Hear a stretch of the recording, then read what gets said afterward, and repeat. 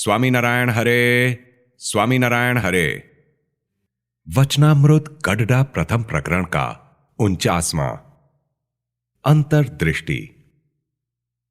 संवत 1876 में माघ शुक्ला चतुर्दशी 29 जनवरी 1820 को सायंकाल स्वामी श्री सहजानंद जी महाराज श्री गडडा स्थित दादा खाचर के राजभवन में श्री वासुदेव नारायण के मंदिर के आगे नीम वृक्ष के नीचे चबूतरे के मध्य पलंग पर विराजमान थे।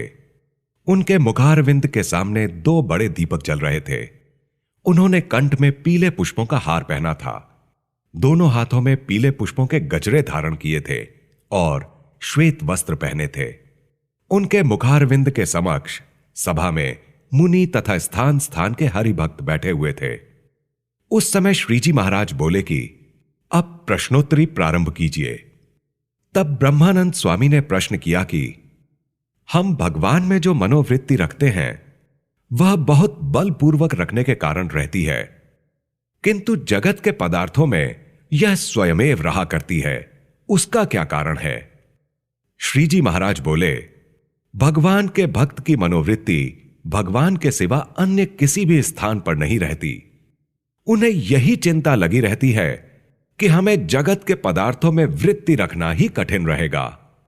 अतः परमेश्वर के भक्तों को जगत के पदार्थों में मनोवृत्ति रखना ही कठिन है तथा जगत के जीवों के लिए परमेश्वर में वृत्ति रखना अत्यंत दुष्कर रहता है। इसीलिए जिसकी मनोवृत्ति परमेश्वर में नहीं रहती वह भगवत भक्त नहीं है। फिर भी सत्संग में यदि आता रहे तो वह धीरे धीरे संत की वार्ता को सुनते सुनते परमेश्वर का भक्त हो जाएगा। फिर ब्रह्मानंद स्वामी ने पूछा कि इस प्रकार भगवान में वृत्ति रखने का कौन सा साधन है? तब श्रीजी महाराज बोले कि भगवान में वृत्ति रखने का साधन अंतर्दृष्टि है। वह अंतर्दृष्टि कौन सी है?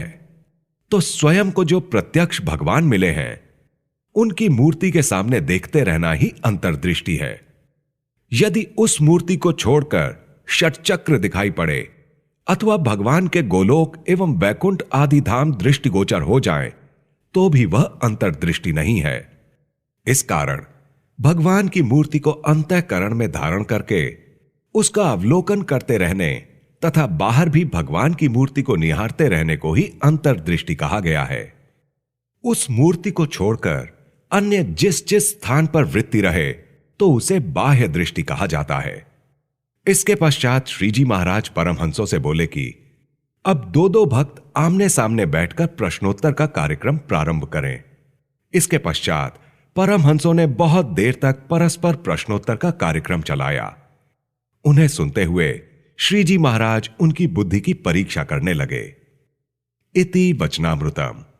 इस प्रकार से श्री गडडा प्रथम प्रकरण का 49वां वचनामृत पूर्ण हुआ।